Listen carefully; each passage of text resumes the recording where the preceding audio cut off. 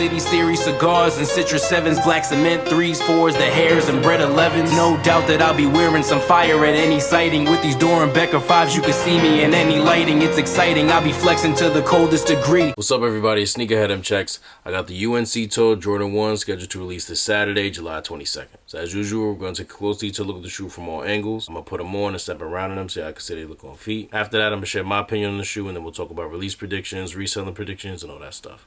So let's get right to it.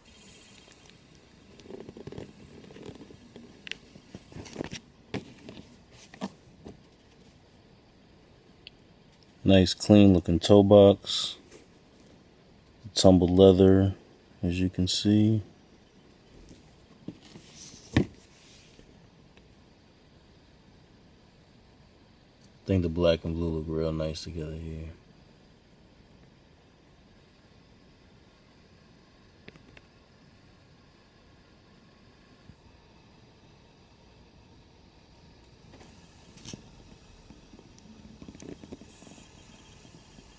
Now the white leather right here on these feels really nice. Not that it doesn't feel nice on any other parts, but like the black leather is decent. The blue leather feels a little better than the black, but then the white leather just feels extra special.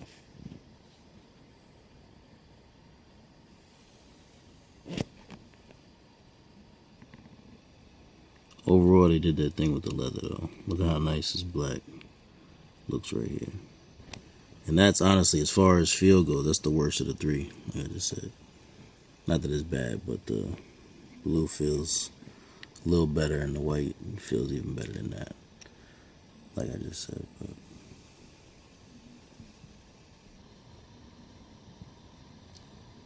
here's the back.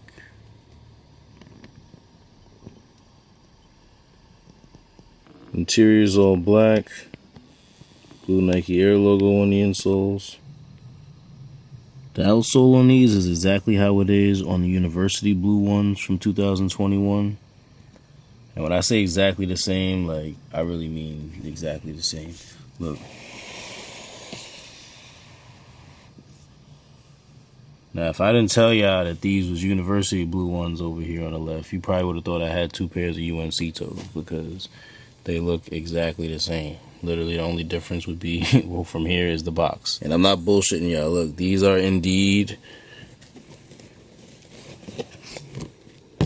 University blues, looking just like the UNC toes. It's crazy, but yeah, they really got the same sole.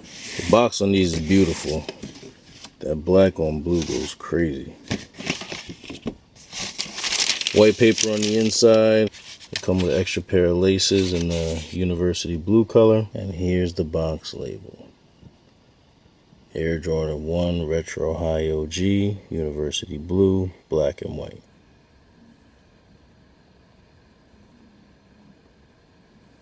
Here's a quick all-around view of the shoe.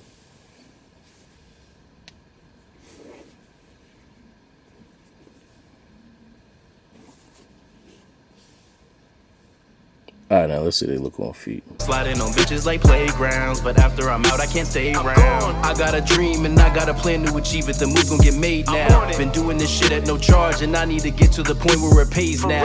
I had this shit on them haters, then kill them with kindness, and that made them real mad. I was out chasing the money before I was driving. My sneakers had heel drag. I might just fuck up some 6s and 7s, but I will not cuff unless she real bad. She used to curb me, so I did her dirty right after I hit. I don't feel bad.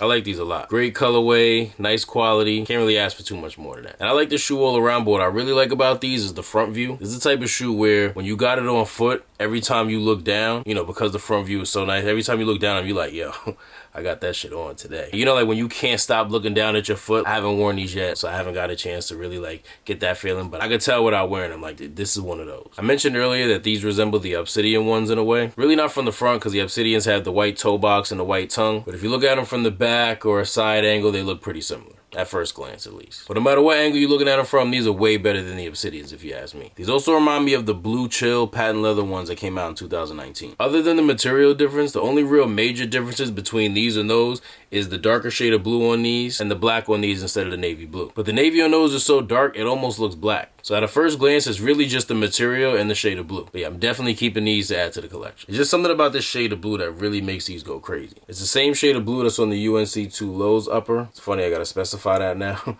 If you saw my review on these, you heard me talk about how Nike and Jordan Brand be playing around with the university blue color and how they give shoes with different shades of blue the same university blue nickname. Jordan 1s are almost always a toss-up when it comes to defects. If you've handled enough pairs, you know exactly what I'm talking about. This pair specifically has minimal defects on it, and I haven't seen that many other pairs yet, but so far, all other pairs that I've seen appear to look good as well. So maybe they put some extra love into these or something. I don't know, but we'll see. If you got a pair, comment and let me know how the defects are on yours. Nike did a shock drop for these on the sneakers app a couple of weeks ago, so I know some people already got their pairs from there. I don't know about y'all, but I tried on that shock drop and I had no luck. And I was kind of expecting to have some because I heard from a good source that they made a lot of pairs. And even though word had gotten out about the shock drop already, there was still a lot of people that didn't know about it. It's not like it's on release day at 10 a.m. on that Saturday morning where everybody knows they're coming out. Like, I feel like only a portion of people knew that this shock drop was even happening. I tried on 2 phones and I got nothing. No men's or GS. And sometimes you just get unlucky like that. Like, it's happened to me plenty of times before on shoes that had less demand than these. So I'm not OD surprised about it, but that just leads me to think that maybe they held on to most of their stock for this Saturday. Another reason I believe they made a lot of pairs is the way that the price shot down on these. A few weeks ago, before the shock drop, you couldn't get a pair of these for less than like $500. Once the shock drop news got out, prices started to go down a little bit, and by the time the shock drop happened, prices were around like $300. Now they're down to like $230, $240. However, even if they do release a lot of pairs of these on Saturday, I still feel like they'll be pretty hard to get. I'm saying that because I feel like the market on these is going to stay around like $230 to $240 up until Saturday when they release. And with retail on these being $180, that gives resellers a decent amount of room to make some profit flipping pairs. And keep in mind, a lot of the sneakers that have dropped over the past like